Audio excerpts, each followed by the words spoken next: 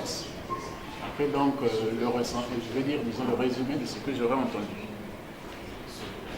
Et je proposais également, apparemment, je n'ai pas reçu donc, la confirmation par M. Niwa, qu'après, donc, nous avoir en gros dit ce que je pense moi, que les gens également puissent intervenir éventuellement pour dire oui mais ceci, cela, parce que après tout, je parle en gros de ce que moi je souhaite, mais jusque-là, j'ai jamais eu, disons, de contradiction.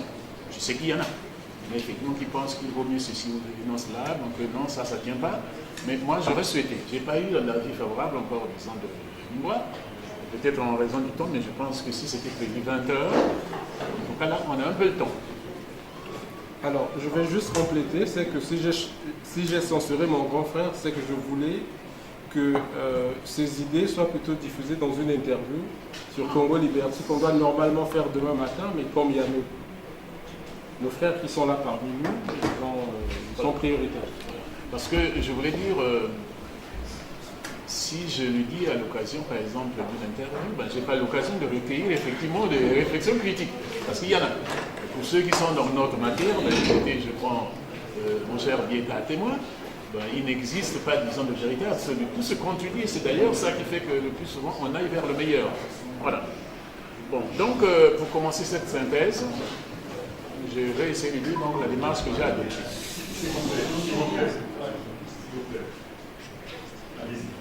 Bon, la démarche que j'ai adoptée, c'est laquelle pour faire la synthèse. En fait, depuis le départ moi-même, dans la lecture donc, de la vie ou des pratiques politiques congolaises, j'avais essayé unilatéralement donc, de dégager ce que j'appelle moi les pathologies politiques congolaises. Et au fur et à mesure, quand effectivement les intervenants, disons, parlaient, eh bien, j'ai essayé donc effectivement, disons, de cocher les cases. Alors, vous verrez que dans ce que moi j'avais retenu, il y en a effectivement de ces pathologies qui sont confirmées et puis d'autres confirmées, je veux dire qui sont retenues et d'autres qui ne le sont pas. Alors moi, qu'est-ce que j'avais retenu comme pathologie politique congolaise?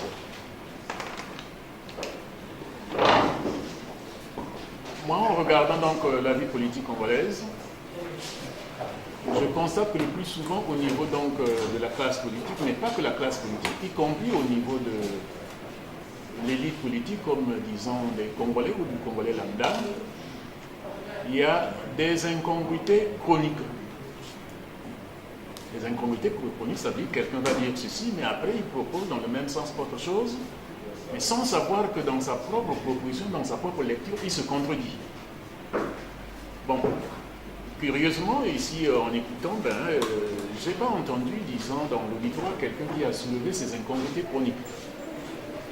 Qu'est-ce que j'entends par incongruité chronique? Je vous pose la question. Par exemple, quelqu'un va dire que, ben oui, moi je n'aime pas que ben, il y ait le président, mais qui va quand même après dire, ben oui, mais il nous faut quand même un dirigeant.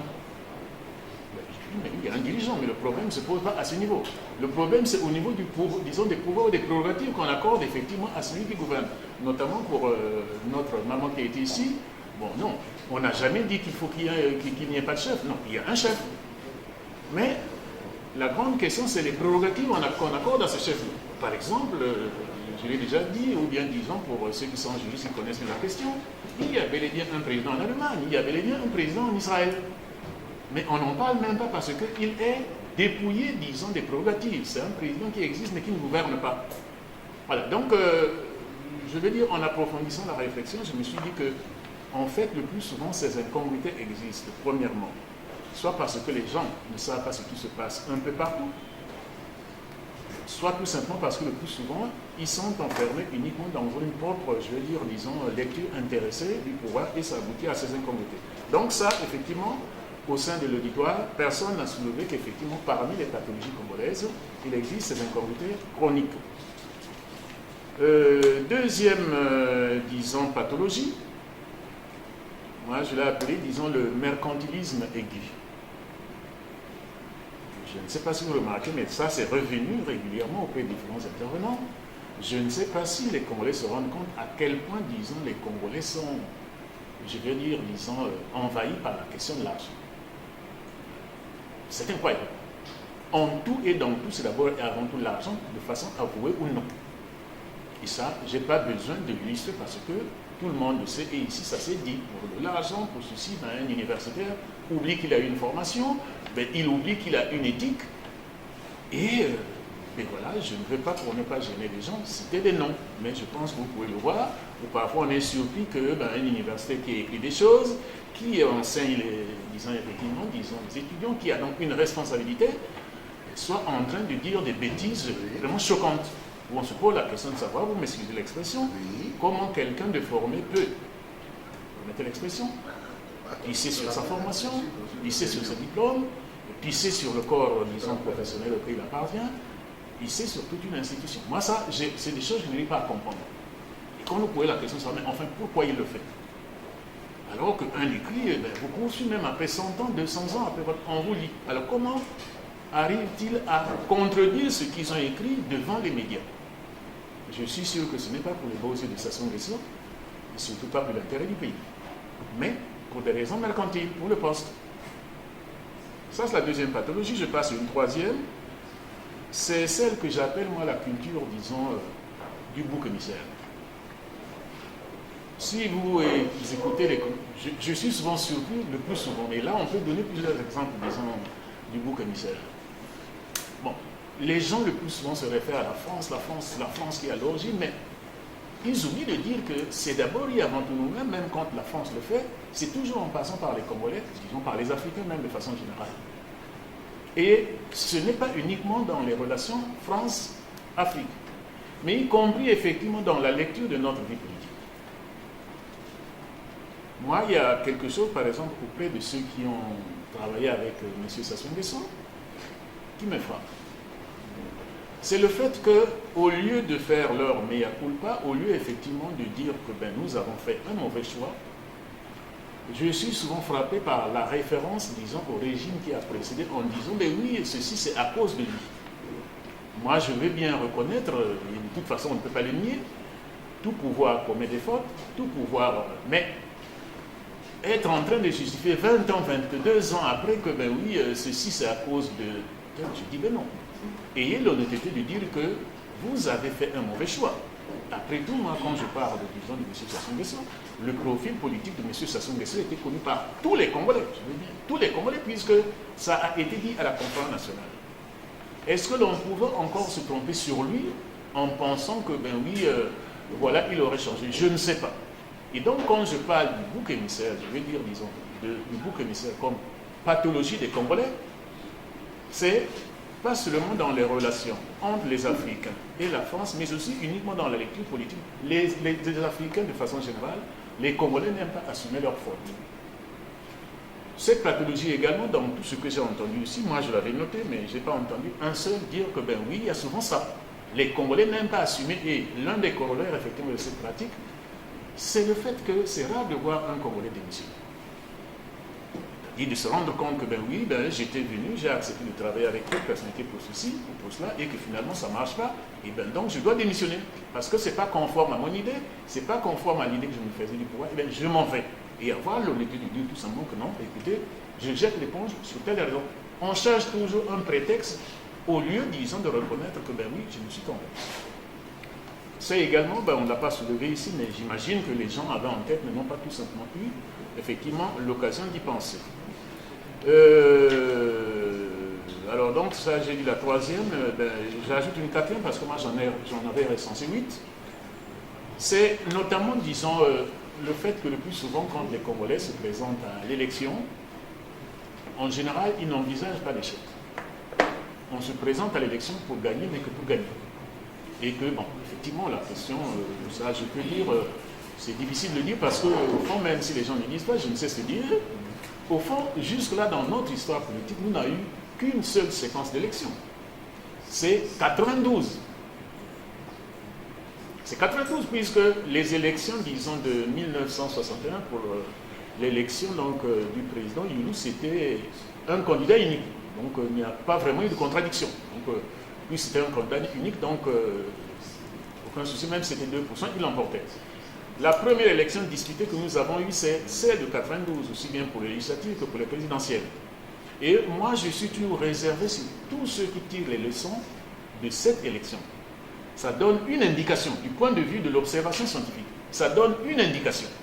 Mais on ne peut pas tirer, je veux dire, des conclusions objectivement et sérieusement des élections. On peut par exemple dire qu'il y a une tendance, je veux dire, disons, de choix ethnique. Une tendance. Mais moi, je dis le plus souvent que, curieusement, tous les pouvoirs se chargent eux-mêmes de créer le désenchantement de ceux qui les ont choisis. Tous les pouvoirs. Dans le monde entier. Donc j'ai souvent tendance à penser que, même chez nous, si on ne peut pas douter du fait que le réflexe ethnique existe, mais je ne suis pas sûr que nos compatriotes se trompent vraiment sur leurs attentes. Et que si par hasard quelqu'un est allé voter quelqu'un de chez lui, ce n'est pas parce qu'il est de chez lui, mais c'est parce qu'il escompte quelque chose. Alors comment se comporte, disons, cet électeur, si après avoir élu, effectivement, enfin, disons, en considération, disons, du lien ethnique, il n'y trouve pas son compte? Je ne sais pas. Est-ce que vous pensez que cet électeur persistera toujours à aller élire quelqu'un de chez lui s'il n'y trouve pas son compte?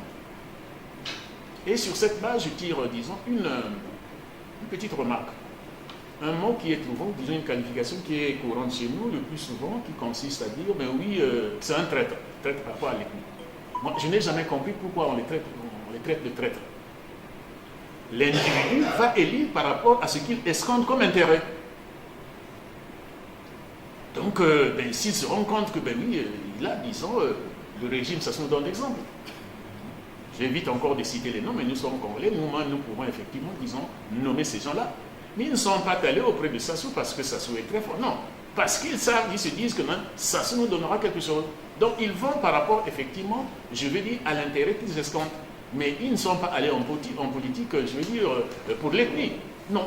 Donc, je pense que là également, nous devons être réalistes pour dire que quelqu'un ne peut pas se tromper tous les temps. Et moi, j'ai tendance à penser que c'est dommage, par exemple, pour nous, parce que nous avions bien démarré, effectivement, dans la démocratie. Moi, très sincèrement, je ne cesse de dire, j'aurais voulu que le premier exercice, le premier, disons, mandat que nous avons eu dans ce pays se termine et que les Congolais tranchent.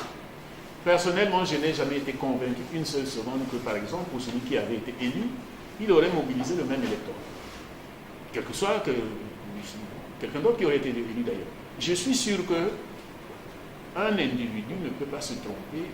2 fois ça passe, mais pas 3 fois. Autrement dit, si par exemple notre démocratie, tout guillemets, parce que nous étions, disons, je vais dire, disons, l'établissement de la démocratie, avait exercé, disons, 2-3 mandats, disons, consécutifs. 3 alternances? Non, pas sans alternance. Non, 3 alternances, j'allais dire. 3 alternances, oui, c'est ça, 3 alternances. Voilà. Je suis sûr que nous aurons une lecture beaucoup plus sérieuse de ce que nous appelons souvent les votes ethniques. Et que je considère que ceux qui tirent effectivement non pas des indications, mais des conclusions sur une seule élection se trompent. Donc, sous ces temps-là, moi, ce que j'appelle, par exemple, disons, échec non envisagé, où effectivement, ceux qui vont, effectivement, se disent, je vais pour gagner, et quand après ils n'ont pas gagné, je l'illustrerai un peu plus tard, effectivement, disons, sur la base de la lecture que moi-même je fais, disons, de notre vie politique à partir de la conférence nationale, c'est-à-dire à partir de l'instauration de la démocratie. On ne peut pas le faire, disons, pour 63 parce que ça a été court. Donc, je tirerai les leçons, là, j'essaie de voir donc les pathologies de la vie politique congolaise que j'avais relevées et que, disons, ici on a, disons, validé ou pas. Ça ne veut pas dire qu'effectivement, au niveau de l'auditoire, ils ne sont pas d'accord, mais tout simplement qu'effectivement, soit le temps de réflexion a été limité, soit tout simplement c'est dans les têtes, mais on n'a pas eu le temps de l'extérioriser. Donc, c'est la 4e, disons, pathologie politique congolaise. Échec non envisagé, effectivement, disons, je vais dire, dans la compétition électorale.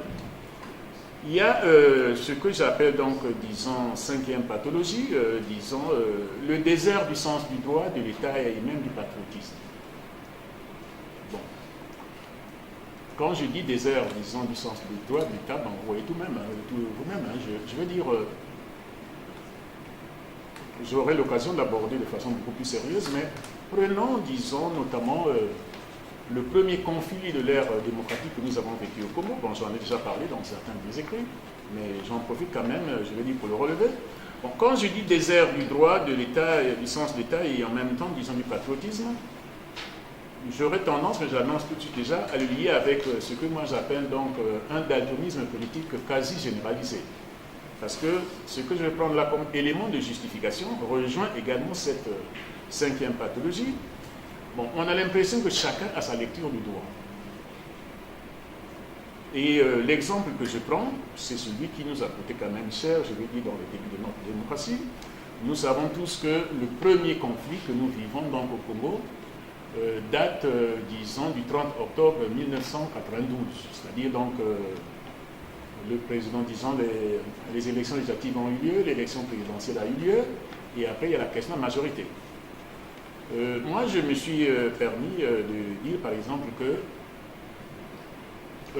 il y avait soit, je vais dire, de bonne ou mauvaise foi, une mauvaise lecture de ce qu'on appelle la majorité. La majorité, ça dit donc qu'il doit gouverner. Bon, les gens le définissent à leur façon. Mais tous ceux qui sont un peu initiés, je vais dire, en droit public ou sciences politiques, ou alors qui regardent, disons, la vie politique en France et ailleurs, savent que, quel que soit ce qu'il y a dans la Constitution, ça se lit dans un cadre qu'on appelle le régime politique. Est-ce qu'on est dans un régime politique, pardon, régime constitutionnel, vous m'excusez, régime constitutionnel.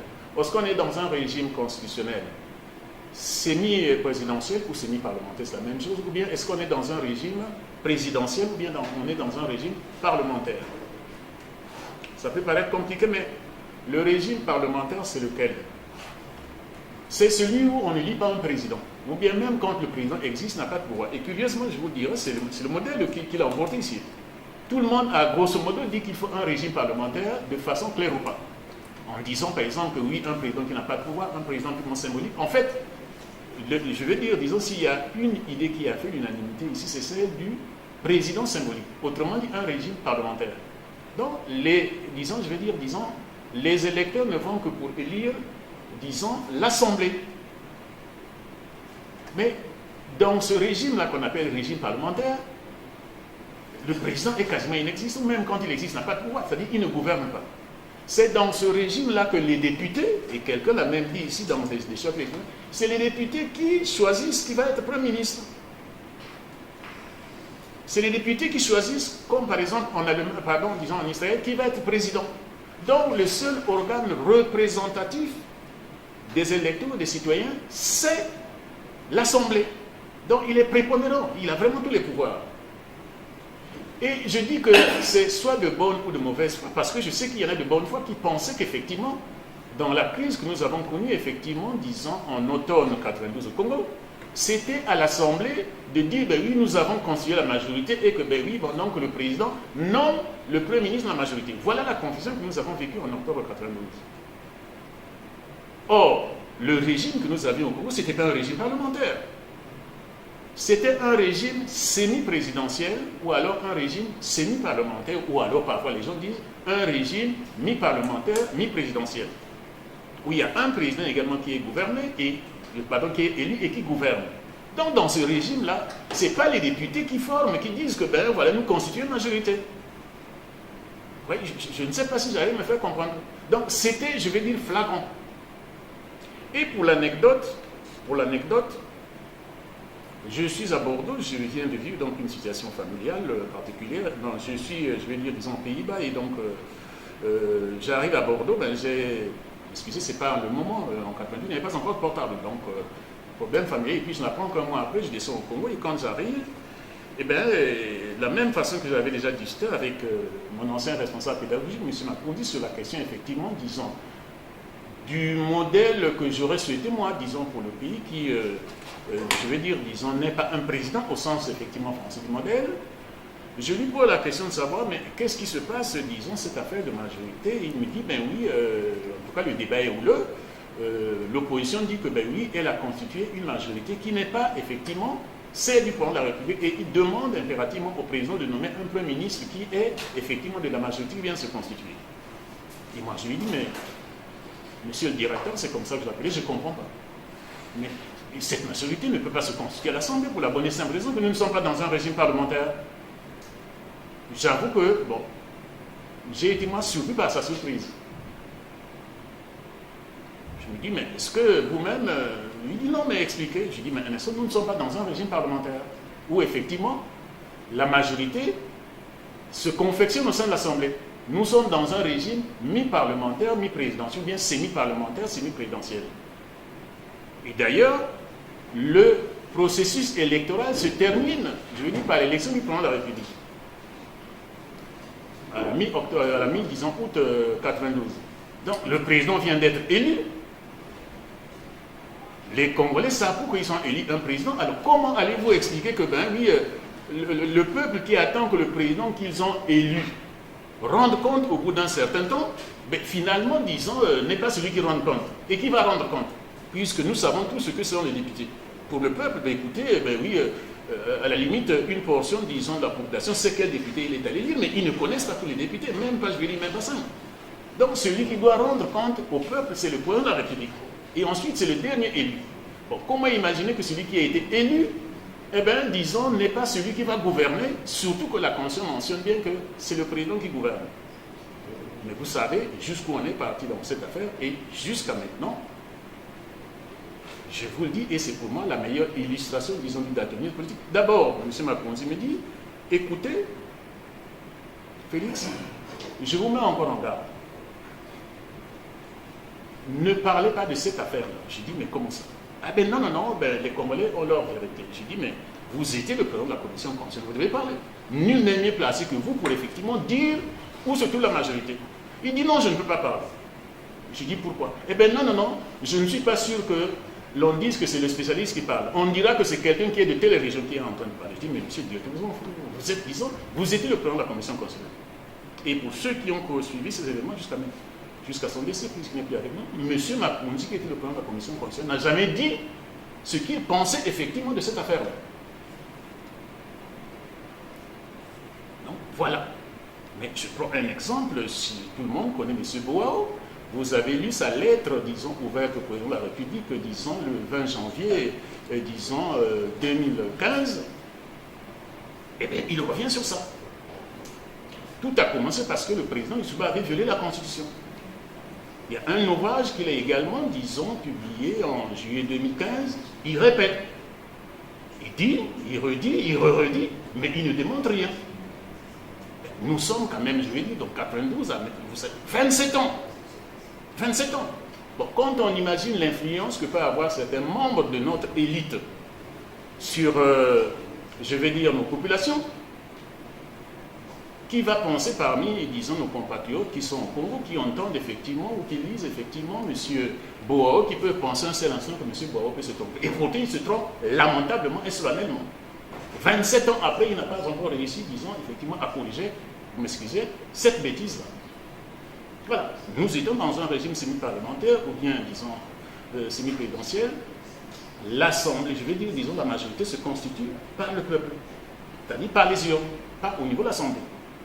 Et ça, c'est ce que j'appelle, donc, je veux dire, la cinquième, et effectivement, disons, pathologie, donc, un datonisme politique quasi généralisé. Je ne veux pas dire que tout le monde, effectivement, est, mais je vais dire, c'est vraiment ce qui l'emporte. Mais également, c'est le manque du sens du droit de l'État, et ça me fait beaucoup plus mal, le manque du sens du patriotisme. Et je le souligne pourquoi je dis le manque du sens du patriotisme. Écoutez, moi je pense que quel que soit ce qui peut opposer les Congolais entre eux, ce qui caractérise quand même un minimum du sens, je veux dire patriotique, c'est le fait qu'un Congolais se rende compte qu'un autre Congolais est en train, par exemple, d'être massacré par un non-Congolais. Je ne sais pas. Quelles que soient les contradictions qu'on peut avoir, et je le constate jusqu'à maintenant. Quand un Congolais a été frappé quelque part, les Congolais ne se disent pas que non, je suis originaire d'ici. Ils disent, ah non, on a touché un Congolais. Et nous savons que ce que nous avons vécu en 1997, c'est l'invasion des armées étrangères, principalement deux qui ont envahi ce pays. L'armée congolaise et l'armée tchadienne. Mais vous regardez l'élite, ceux qui écrivent, ceux qui parlent. Vous en avez vu combien de notre élite qui ont rappelé le fait que des dizaines de milliers de nos compatriotes sont tombés sous les balles, disons, des armées congolaises et tchadiennes. Moi, vraiment, je voudrais que les gens me disent s'ils en connaissent deux qui en ont parlé. Mais ils se disent, non, ils appartiennent à l'élite. Combien vous en avez déjà vu qui ont dit que non, les Congolais ont été massacrés, je veux dire de façon massive, par les armées tchadiennes et angolaises? Aucun. Alors, je ne vais pas, disons, m'appesantir sur ça. Ça, c'est ce que moi j'appelle donc le manque du sens, effectivement, du patriotisme. Je vais également, disons, soulever une autre pathologie. C'est ce que moi j'appelle, disons,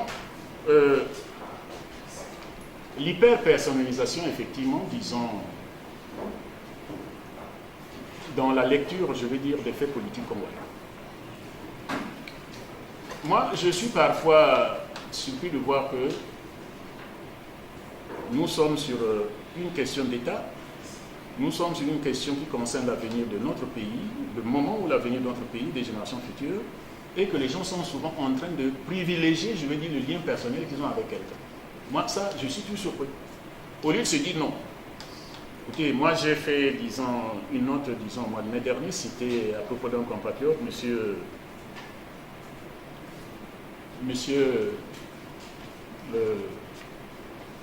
vous l'avez suivi? Bon, excusez? Bon. Il dit quelque chose, c'est lui qui t'a il dit quelque chose qui m'a beaucoup frappé. Bon, lui il dit, bon, écoutez, là il parlait, disons, de Kombi Salissa, bon, général Moukoukou, il dit, ben oui, c'est des frères et tout, mais, vous savez, moi c'est mes frères, mais quand il s'agit de l'État, sur ça, franchement, je ne pense pas. On lui dit les questions de l'État, mais quand il le dit, je ne sais pas si vous avez vu la vidéo, moi ça m'a beaucoup frappé. Il le dit avec énormément de sensibilité, c'est touchant. Il dit, c'est mes frères, mais la question de l'État, c'est une autre question. Et ça a toujours été le problème des Congolais, de confondre un lien personnel avec l'État. L'État, c'est ce qui nous appartient, mais ce qu'il y a de commun. L'État, ce qui, je vais dire, disons, qui reste alors que nous tous, nous allons passer. L'État, c'est ce qui reste, puisque ça concerne, disons, nos ancêtres, ça concerne, disons, nos frères de Jésus, ça concerne les enfants, nos petits-enfants. Ben, comment peut-on sacrifier, je vais dire, disons, une chose qui concerne, disons, toutes les générations, à un lien, je vais dire, contingent, qui est l'ami, qui est, comme on dira au Congo, ben, celui qui est de l'ethno-alien. Je ne vois pas le lien. Et c'est justement, je vais dire, disons, de cette erreur, dans la lecture de notre vie politique, que nous aboutissons souvent à, je veux dire, à cette être-présidence. On pense qu'il y a un individu qui est capable, disons, seul, effectivement. Il n'y en a pas. Donc je me permets ici de dire, parce que nous sommes quand même dans cette logique où les gens sont là chaque fois. Ma lecture, et je pense que c'est une lecture objective, c'est qu'il n'y a pas, disons, de personnalité, je vais dire, disons, qui soit un être providentiel pour nos problèmes. Et c'est ce manque du sens de rationalisation des choses, ce manque, disons, du sens de discernement qui fait que nous vivons des problèmes. Chaque fois, on est en train de penser qu'il y aurait un individu pour résoudre nos problèmes, alors que les problèmes ne peuvent être résolus que par nous-mêmes, de façon générale, par la distinction que nous pouvons faire entre, effectivement, les personnes, quelle que soit leur qualité.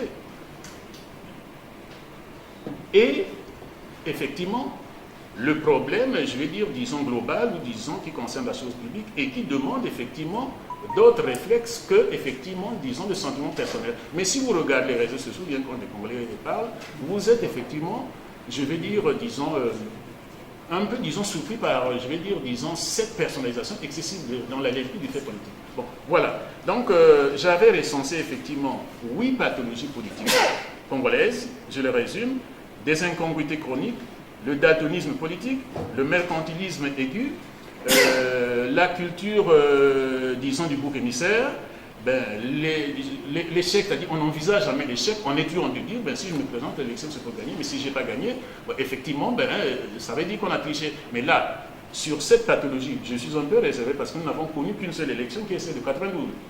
Personne ne peut dire le contraire. Bon, depuis que M. Sassou Nguesso est là, on a organisé une élection digne de ce nom. Donc, je ne peux pas tirer les leçons, disons, je vais dire, disons, des consultations qu'il a organisées. Donc, autre pathologie, je dis donc, le désert du sens du droit, de l'État et également du patriotisme, je l'ai illustré, la primauté du déterminisme du pouvoir sur tout le reste. On a l'impression que, en fait, les Congolais, quand vous les montez sur les réseaux sociaux, tout le monde parle, disons, de la démocratie. Mais en réalité, quand vous essayez de gratter, ce n'est pas la démocratie que les Congolais disent, c'est le pouvoir. Mais je veux dire, sur ce point-là, tout le monde triche. C'est le pouvoir, mais ils disent la démocratie. Et d'un compte, effectivement, on arrive à la démocratie, on se rend compte que, ben, effectivement, je vais dire, ce qui en a ressuscité, ah ben non, on n'est plus d'accord. Donc là, je pense que quel que soit ce que nous avons à proposer, nous devons avoir cette donnée-là en tête. Quand, par exemple, je vais dire, à peu près, je suis content qu'on s'est accordé parce que c'est l'un des points, là, je dégageais dans les pathologies que j'avais déterminées, c'est l'un des points sur lesquels on s'est accordé. Dans la salle, tout le monde s'est accordé pour dire qu'il fallait revoir effectivement l'institution présidentielle, pour ne pas dire qu'il fallait la supprimer. Tout le monde a dit soit il faut supprimer effectivement l'institution présidentielle, soit qu'il faut la modifier, disons, fortement, soit que, ben oui, il faut la rendre purement symbolique, etc. Mais enfin, c'est le seul point sur lequel on s'est accordé. Et donc, puisque je parle de la méthode, c'est sur la base de ces pathologies que j'avais prédéterminées que j'ai effectivement tenté d'apprécier effectivement les différentes interventions. Ce n'est pas l'objet de notre thème ici. Mais je veux quand même, disons, avant de passer sur la lecture que moi je propose, effectivement, disons, du modèle, disons, présidentiel que certains connaissent en fait, mais que je voudrais résumer, disons, dans les minutes qui suivent, je vais quand même donner, disons, mon point de vue sur une des propositions qui est revenue, ce n'était pas l'objet, disons, du jour, mais sur la question fédérale. C'est-à-dire, donc, est-ce qu'il faut un fédéralisme ou pas? Mon point de vue reste, disons, réservé et je vais vous dire pourquoi. Bon, moi, je pense, et tout le monde également s'est accordé ici, moi, je me suis opposé un temps avec, moi je me suis appelé M. Kwati Pangou, notamment sur la lecture, disons, des faits politiques congolais, sur la primauté, disons, des ethnies ou pas. Moi, j'ai tendance à penser que, je vais dire, disons, notre concert, le problème fondamental de notre pays, ce n'est pas les ethnies, mais que les ethnies ne sont que les symptômes du mode, je vais dire, d'organisation du pouvoir. Et quand je le dis, je vais de quel élément? Quand, effectivement, disons, après, je vais dire, la période d'autonomie décidée, effectivement, par la France, à partir de la loi du 23 juin 1956, qu'on appelait la loi 4 Gaston Defferre, les Congolais luttent ensemble. Je vais dire, disons, les luttes que nous avons luttent ensemble. Il n'y a rien de les épaules. Ils luttent ensemble, effectivement, pour l'indépendance. Nos problèmes ne commencent à naître que dès le moment où il s'agit effectivement de l'appropriation du pouvoir. Qui va l'exercer? Donc les premiers problèmes qu'on a vécu dans ce pays, c'est à partir du moment où on va dire qui va exercer le pouvoir. Et donc je pense que les questions ethniques sont des questions dérivées et non les questions, je vais dire, disons, déterminantes au départ. C'est quand on a choisi effectivement le mode d'exercice du pouvoir par le biais d'un individu qui doit être soit Premier ministre, soit dans la République, que effectivement les questions ethniques sont apparues. Donc j'ai tendance à penser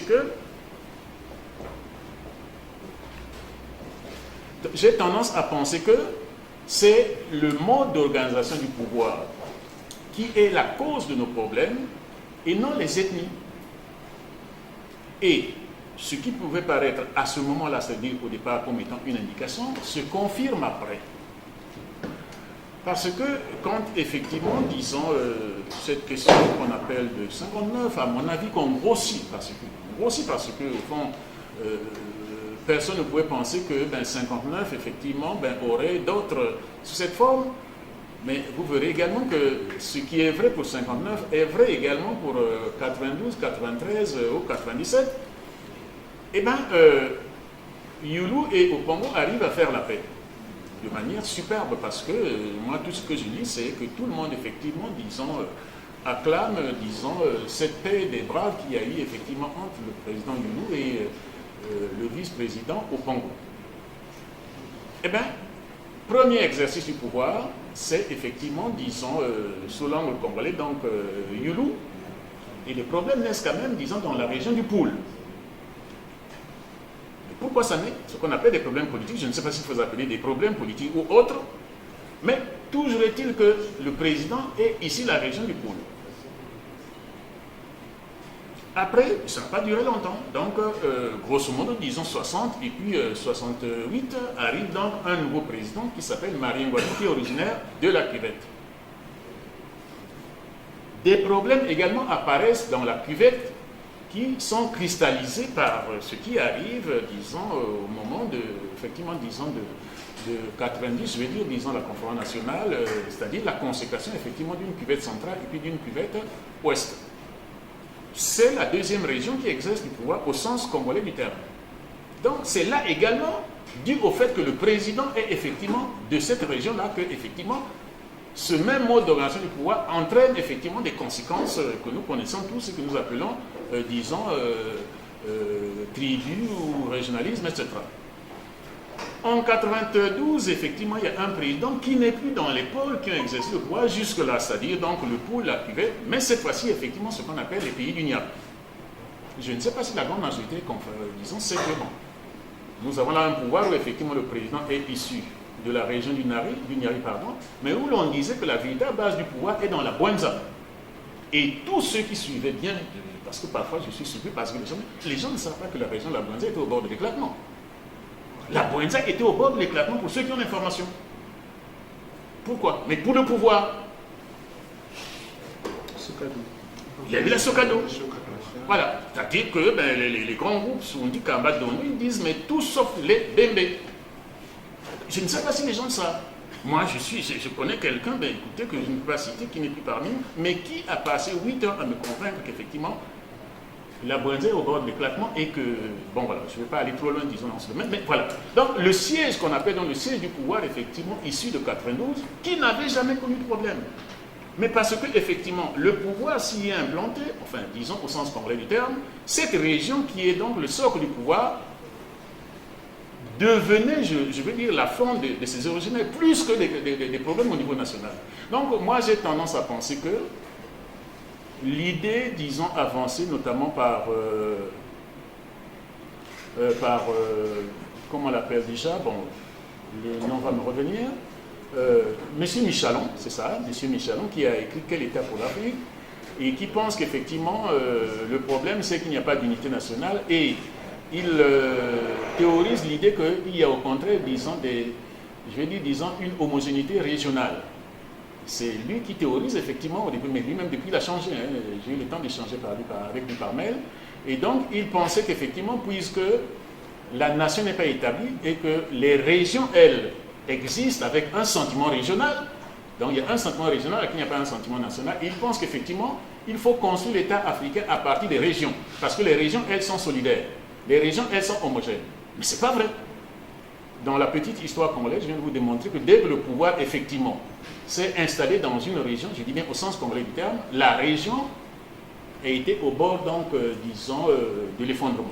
Donc, moi, ma crainte, c'est que, finalement, les problèmes qui, jusque-là, n'étaient vécus qu'au niveau central, je veux dire au niveau national, avec, effectivement, disons, l'établissement, disons, des États fédérés, parce que la fédération, c'est ça, il y a d'une part l'État central qu'on appelle l'État fédéral, et d'autre part, effectivement, disons, des collectivités, disons, fédérées, qu'on appelle donc État fédéré, que finalement, ces mots se transportent au niveau de nos régions, qui seront à ce moment-là, disons, des États fédérés, et que, bien, finalement, ce soit effectivement une effervescence généralisée. Voilà ma peur. Mais bien plus grave, quand j'essaie effectivement de voir les propositions que font, disons, les fédéralistes de notre pays, mais ça me frappe parce que j'ai l'impression qu'ils s'embarrassent même d'autres problèmes. Alors que les régions établies que nous connaissons sont déjà à région à problème, des régions à problème chaque fois que le pouvoir s'est installé. Eh bien, ils veulent même en tout cas coaliser encore d'autres régions. C'est-à-dire que la région elle-même que nous connaissons au sens classique, je veux dire administrative, de l'administration classique, est déjà problématique chaque fois que, disons, le pouvoir est apparu. On va encore créer, disons, d'autres collectivités plus grandes où on aurait à peu près, bon, ça va un peu dans le sens de ce qu'a développé M. Kokolo, mais je vois notamment, disons, notre compatriote Londi, je lui ai déjà, disons, par écrit, niveau, donc, je pense, du site de Ningwa, avancé, disons, l'idée en disant que je ne suis pas sûr que ce qui est déjà hyper difficile, hyper risqué au niveau des petites régions que nous avons, soit envisageable dans des collectivités artificielles à créer. C'est-à-dire qu'il s'agit en plus de coaliser effectivement, parce que c'est des problèmes supplémentaires. Entre autres, par exemple, il y aurait effectivement une grande région, je prends le cas d'une grande région qui propose, où il y aurait le Poul, les plateaux et puis la Bouenza. Je ne sais pas si vous voyez ce que c'est. Et moi, j'ai posé la question suivante. L'une des données, je vais dire, disons, souvent ignorées dans notre pays, c'est effectivement, mais ça également c'est ressorti, disons, dans les différents commentaires, c'est le fait que nous avons quand même une élite à problème, une élite médiocre, qui, pour effectivement les intérêts politiques, n'hésite devant rien. Je pose la question suivante. Si vous observez les crises politiques que nous avons vécues, aucune crise politique n'a jamais été résolue par les droits. Autrement dit, les Congolais, je dis la classe politique, est allergique à la solution juridique des problèmes politiques. Ça, c'est également une caractéristique que l'on pourrait même mettre, disons, je vais dire, dans les pathologies politiques congolaises. La classe politique est allergique à la solution juridique des problèmes politiques. Alors, je pose la question suivante. Si, après avoir formé, disons, ces nouvelles collectivités, disons, qui seraient donc effectivement des États fédérés, ben, il y a un membre, disons, il y a un groupe d'élite, un peu comme effectivement on l'a vu, disons, pour la Bouenza, bon, donc à peu près un semblant de ce qu'on appelle la Sokado, qui va se dire, ah ben non, ben, nous ne voulons plus être dans l'État fédéré qui a été créé. Vous allez résoudre ce problème comment? Cher professeur, alors moi ce que je vous propose, c'est que vous proposiez, enfin, que vous nous proposez votre solution parce qu'on a un problème de timing. D'accord. Voilà. Bon, donc voilà. Moi, ça c'était donc j'étais en train de répondre aux différents problèmes donc ça effectivement met entre parenthèses, mais c'était pour dire que sur ces différentes questions effectivement il y aura des remarques à faire, y compris donc puisque je retombe dans ce problème. Bon, donc je déblaye donc cette question quand même avant de faire la proposition de modèle. Bon, les gens ont dit grosso modo qu'ils, disons, préfèrent le régime parlementaire. Mais je veux quand même mettre en garde sur le régime. Le régime parlementaire, c'est celui qui a été vécu en France jusqu'avant, donc, effectivement, 58. Mais la plupart des gens ne savent pas que, ben oui, on a mis un terme, disons, à ce régime en France en raison de l'instabilité. La 4e République qui commence après la guerre, c'est-à-dire de 46 à 58, c'est-à-dire 12 ans à peine, la France a connu 22 gouvernements. Donc la moyenne d'existence d'un gouvernement, c'était 6 mois. La 3e République, qui a commencé donc de 1870 donc à 1940, disons à la guerre, disons à la Deuxième Guerre, elle a connu 104 gouvernements. Non loin de nous, c'est-à-dire, donc vous voyez l'Espagne. L'Espagne, en 4 ans, a eu 4 gouvernements. Et l'Italie, je ne sais pas si vous pouvez me dire le nombre de gouvernements qui est chaque fois. Moi, je ne retiens plus le nom des premiers ministres d'Italie. Ça, c'est le régime parlementaire. Le régime parlementaire, c'est par définition le régime des partis. Alors, je ne sais pas si vous imaginez ce que peuvent être les partis congolais, c'est-à-dire avec, je vais dire, une envie sans limite du pouvoir. Je ne sais pas si vous voyez ce que ça peut donner. Donc, je suis réservé. Par contre, je pense qu'il y a des éléments et des précautions que l'on peut prendre, sans aller dans les détails, parce qu'effectivement, le temps ne nous le permet pas. J'ai tendance, il y a une idée que j'ai entendue qui effectivement va dans le sens. Je pense que nous devons réduire, disons, la place et l'influence des partis dans notre système politique d'avenir. Moi, je veux bien que les partis existent, mais pas sur, effectivement, la question de l'élection présidentielle ou, disons, les élections législatives, par exemple. Moi, je veux que l'activité des partis soit essentiellement orientée vers la gestion de la chose publique. Qui critique sur ça, mais je veux dire, et à ce moment-là, donc le mode, je veux dire, disons, le mode présidentiel ou, disons, le régime politique que nous devons effectivement, disons, former à l'avenir ne doit pas mettre les partis au cœur de la vie politique. Et donc, en disant cela, je vais effectivement sur ce que me demande, donc, M. Mingwa, bon, quel est, disons, le modèle que moi je propose? Je pense que, comme toute personne, effectivement, habitée à ces choses, je dois dire tout de suite que je n'offre pas, disons, je ne propose pas ce qu'on appelle, disons, une solution clé en main. Moi, je ne peux faire que des projections. Et effectivement, dans ces projections, la première des choses que moi, je dis de façon absolue, c'est qu'il faut rompre avec ce modèle-là, qui nous coûte cher, qui nous a coûté cher, et qui peut encore nous coûter plus cher que nous le pensons. Parce que je suis presque convaincu que, de la même façon que le lendemain, disons, de l'élection présidentielle de 92, nous avons vécu ce problème. Je suis sûr que ces mêmes problèmes se reposeront. Parce que j'étais en train de discuter ici avec, effectivement, M. Mapingou, qui disait, oui, c'est pas Sassou, il corrigeait le titre, effectivement, disant, non, c'est pas le Congo sans Sassou, mais le Congo sans son système. Je dis, mais non, en fait, quand les gens disent, le Congo sans Sassou, c'est en fait, ils veulent dire son système. De ce point de vue, je me permets de dire que d'une façon ou d'une autre, les antivaleurs cultivées, disons, par ce régime, même après Sassou, nous le vivons, je vais dire ses conséquences, nous les vivrons. Nous les vivons 10, 15, 20, 30 ans peut-être après. Mais moi je dis toujours, le problème c'est pas qu'il y ait, je veux dire, des antivaleurs, le problème c'est pas qu'il y ait, parce que ça existe ici, c'est pas qu'il y ait des opprobes dans une société. Mais c'est beaucoup plus dans la capacité de celui qui est là, qui dirige effectivement l'institution, sa capacité effectivement à privilégier l'État par rapport à ses petites relations personnelles. Et donc, quand je souligne cela, pourquoi je le dis? Parce que je pense que nous allons revivre cela. Sassou, tout le monde, c'est cela, s'en ira, son système sera là. Mais comment va faire celui qui viendra après lui avec les mêmes mots qui sont aujourd'hui enracinés dans notre société? Parce que nous avons tous, je préfère le dire, même si nous le savons, nous l'ignorons, nous avons tous des mauvais entourages. Nous en avons tous. Ça se passe comment? Bon, jusqu'au moment où c'est une petite affaire personnelle, ça passe. Mais quand c'est une affaire qui est une affaire d'État, ben, vous faites comment?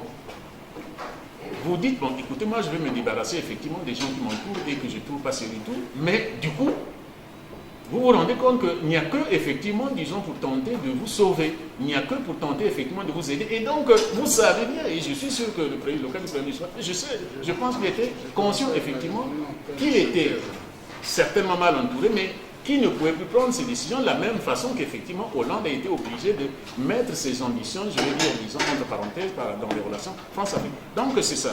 Ce qui veut dire que,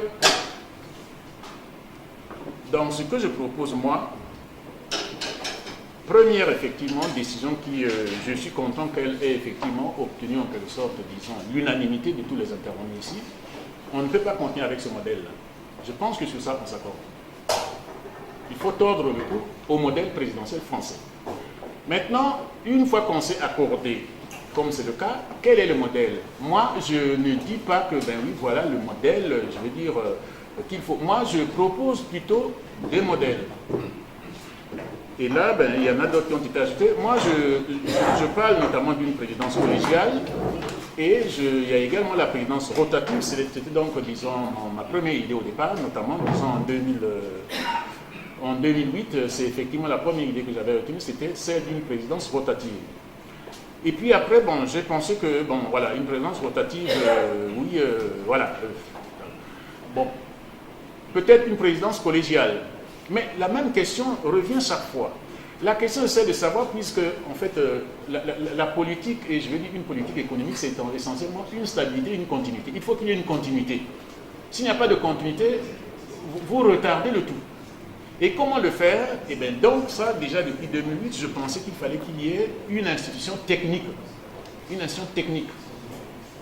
C'est-à-dire, il y a le Parlement, il y a la présidence ou l'exécutif, mais il faut qu'il y ait une institution technique qui soit, disons, une institution permanente. Comment, disons, cette institution technique serait composée? La première des choses, et vous comprendrez pourquoi, effectivement, on peut relativiser le rôle des partis. C'est de dire, en fait, quels sont les problèmes que nous avons dans ce pays. Je pense que si vous réunissez seulement en une semaine, disons, l'élite congolaise pour dire quels sont les problèmes que nous avons dans ce pays. Une semaine, c'est trop. Mais quand je dis une semaine, c'est uniquement pour approfondir. Mais sinon, aujourd'hui, même là, on nous dit les problèmes. Il y a des problèmes, je vais dire immédiatement, des problèmes vraiment détail. Quand on dit, par exemple, problème d'eau, franchement, c'est embêtant que chaque fois on est là à dire l'eau, l'électricité, ben oui, l'habitat et tout. Bon, la santé, c'est-à-dire le cadre de vie. Une fois qu'on a fait le recensement de ces questions essentielles du pays, et on se dit, bon voilà effectivement le panorama des problèmes du Congo. Et on essaie de trouver les profils correspondant à ces besoins-là. Quels sont les... Vous voyez que ça c'est très objectif. Hein? Quels sont les spécialistes des questions d'eau? Quels sont, je vais dire, disons, les spécialistes de la question, par exemple, de l'habitat, du cadre de vie, etc., de l'environnement? Et après, bon, là, je vais dire, disons, dans le quotidien, mais également sur les questions de développement. Quels sont, je veux dire, nos grands axes du développement? Dans les grands axes du développement, voilà ce qu'il faut, la question du pétrole, la question du bois, la question... Là également, on prend effectivement les spécialistes. On peut même les chercher ailleurs. Et on dit, ben voilà, l'instance technique qui se réunit, qui fait le point et qui propose effectivement des solutions. Donc voilà, c'est une institution technique et non des politiques. Ce qui veut dire qu'une fois qu'on a fait ce travail technique, qui effectivement, je veux dire, un organe consultatif pour aussi bien le gouvernement que pour l'Assemblée. Vous voyez? Donc, quand effectivement on va dire on passe à telle phase, De la même façon qu'on va dire, bon, maintenant on va résoudre la question de l'eau et par exemple de l'habitat, la question de l'eau ou disons celle de l'électricité, ces spécialistes disent, et ils peuvent même fixer les pour dire, non, on se donne 1 année ou bien 2 années pour résoudre ce problème. Mais ce n'est pas une affaire des partis. Parce que les critiques qui avaient été faites au début, disons, quand on est arrivé au monopartisme, c'était ça. On disait que, ben oui, les pays africains sont démunis et la part serait belle aux oppositions de venir effectivement, disons, faire miroiter la vie belle effectivement aux populations pour mettre les pouvoirs établis en difficulté. Voilà la raison pour laquelle on est arrivé au parti unique. Donc on s'est dit non, non, non. Nos pays sont pauvres, ils n'ont pas de moyens. Si on dit le multipartisme, chaque fois ce sera donc effectivement l'instabilité parce que le pouvoir en place n'ayant pas les moyens effectivement de résoudre ces problèmes, systématiquement, il y aura un peu comme ce qu'on vit en France aujourd'hui. Les gens ne savent pas qu'en France, pratiquement depuis 1981, chaque fois les Français changent la majorité. Chaque fois, systématiquement. De telle sorte que quand Nicolas disons, Sarkozy se présente en 2007, il est obligé de se présenter comme opposant au pouvoir qu'il a, qui est pourtant son parti. Il s'est présenté comme l'opposant à Jacques Chirac. Parce qu'il avait remarqué que systématiquement, depuis 1981, les Français changent de majorité. Donc, c'est à peu près la question en Afrique, où on se dit que les gens qui ont faim ont toujours tendance à disqualifier les régimes en place. Donc, voilà une raison qui permettrait pour nous de dire que, ben oui, en faisant de cette question une affaire technique, ce n'est pas, disons, aux politiques de rendre compte. Les politiques, bon, on va les jouer peut-être dans leur capacité, effectivement, disons, à activer la réalisation de ce qui serait déterminé par, effectivement, les techniciens. Donc, cet organe technique est un organe central dans notre État qui répondrait, je veux dire, aux profils de formation qui sont conformes aux besoins tels qu'ils se posent. Donc, voilà cet organe technique.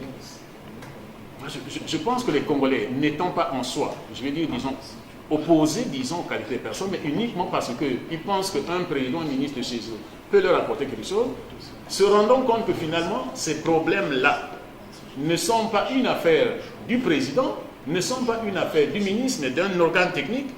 Du coup, eux-mêmes vont comprendre que le centre, disons, je veux dire, le corps du pouvoir n'est pas ici, mais il est là. Donc, ça réduit automatiquement le rôle des partis dans notre vie politique. Voilà. Donc, mon mot, c'est celui-là. Première condition, donc, effectivement, disons, remise en cause du mode présidentiel, faire le choix, effectivement, entre une présidence collégiale, une présidence rotative. Bon, il y a autre chose qui est ressortie ici. Présidence simplement, mais je l'avais déjà proposé, simplement symbolique, mais il y a un élément qui a ajouté donc M. Matingou, qui lui dit que, ben oui, il faut un Premier ministre rotatif. C'est à analyser. Comment le faire? Mais dans tous les cas, et l'élément soulevé par Mme Niali est également à sa place, mais qui n'est pas nouveau. En fait, personne n'a jamais dit qu'il ne faut pas qu'il y ait un chef. Le chef est toujours là, mais c'est quel pouvoir on lui donne. C'est là la nuance. Quel pouvoir on lui donne? Mais mon principe, c'est qu'il faut un pouvoir effacé. Et tous ici connaissent, même ceux qui n'ont pas fait de sciences politiques, connaissent cette formule de Montesquieu, on dit le pouvoir doit arrêter le pouvoir. Et je pense que oui, ça a vraiment sa place chez nous. Mais ce n'est pas au sens des pouvoirs classiques, c'est-à-dire le Parlement qui va limiter l'exécutif, mais c'est au sein de la présidence même. Je pense qu'il faut introduire cet élément de contrepoids au sein de l'institution présidentielle, c'est-à-dire éviter en ce qui nous concerne de mettre, comme on le dit, tous les œufs dans les mêmes paniers. Parce que, je l'ai dit au départ, le président chez nous, c'est le guichet unique de l'étranger. C'est le guichet unique de la tribu, de la région. Donc on ne rend pas service au président en lui donnant tous les pouvoirs, parce qu'en réalité, on le fragilise. Voilà donc ce que je propose. Je ne vais pas aller dans le détail maintenant, parce que bon, je sais que la meilleure façon d'échouer sur une proposition, c'est d'aller trop loin dans les détails. Il faut laisser aux populations le choix eux-mêmes. Voilà. Si vous détaillez trop, eh bien, vous remettez en cause votre projet. Mais en restant sur les principes, eh bien, vous lui donnez des chances de survie. Voilà, j'en ai terminé. Merci, M. Bakounda.